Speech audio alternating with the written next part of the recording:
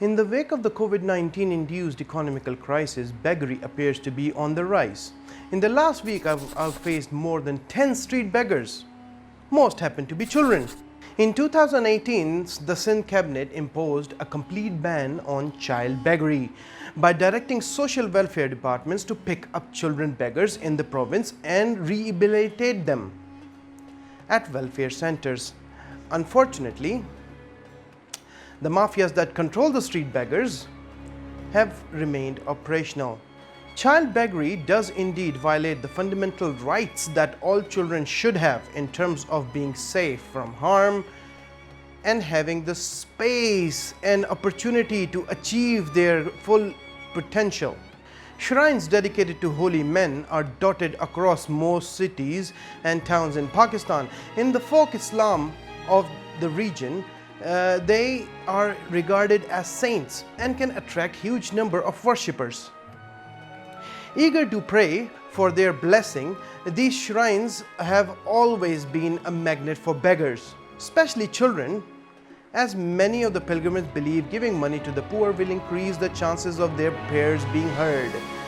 The result, children are being kidnapped and traded between begging gangs. Many of these children will have moved around shrines in Pakistan.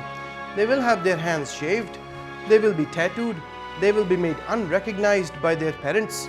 A few hours spent at any shrine in Pakistan will reveal that the beggars with the most pronounced disabilities attract the most attention and in true, the most money.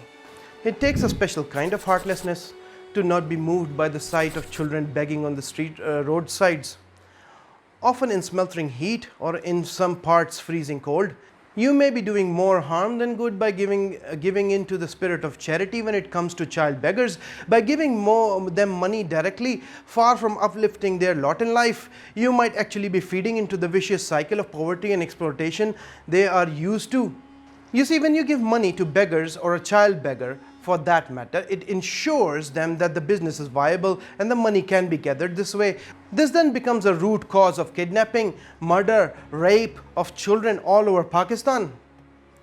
Keep in mind that when giving money to a beggar, you are the one contributing in fulfilling this inhumane act to take place. What can you do to deter this practice, you ask?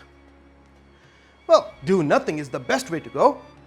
You see, if the beggars ask you for money, simply refuse, and you are protecting your country from a lot of harm. Islam says give charity. Why shouldn't I, you ask? Well, Islam commands Muslims to give charity to the poor. When you give charity directly to a family in need, the homeless, the hungry, or through organizations like Zakat Foundation, for example, the important thing is that we are sharing what Allah has blessed us with.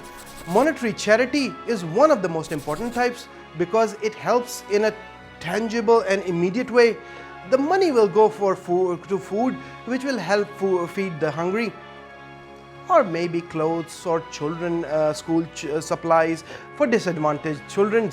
Some donations can be considered a continuous charity, sadaqah jariyah it's called, or reward from charity that is ongoing even after you die. Sadaqah jariyah is not just limited to schools or mosques, you see. There are other ways to give to charity in Islam. Tell me the last time you volunteered your time to help others. Guilty. Some might not have the means to give charity through monetary contributions, but we all have been blessed with time. Donating time is a great way to give charity.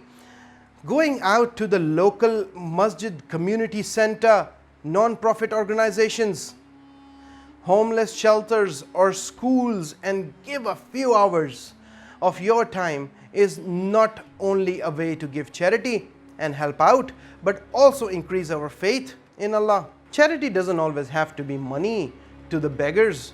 Your smile for your brother is charity. The simple act of moving 17 muscles is a chance to bring ourselves most closer to the door of paradise.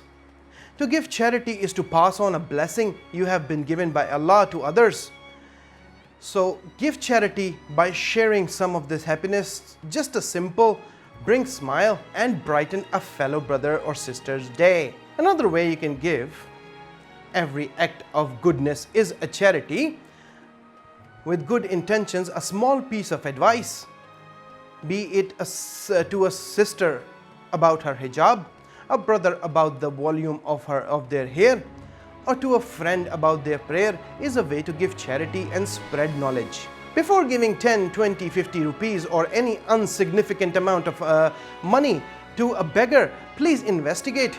You will not give money to your child, your son, if you knew he was using the money to buy an ice cream which will give him sore throat, which will then make him sick, and then you will have to take him to the hospital.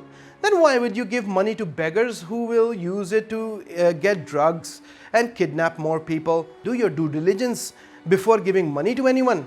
A great act of charity was done in Saudi Arabia, where a man who placed a refrigerator outside his house in the northern city of Hale and invited people to donate food and help the needy.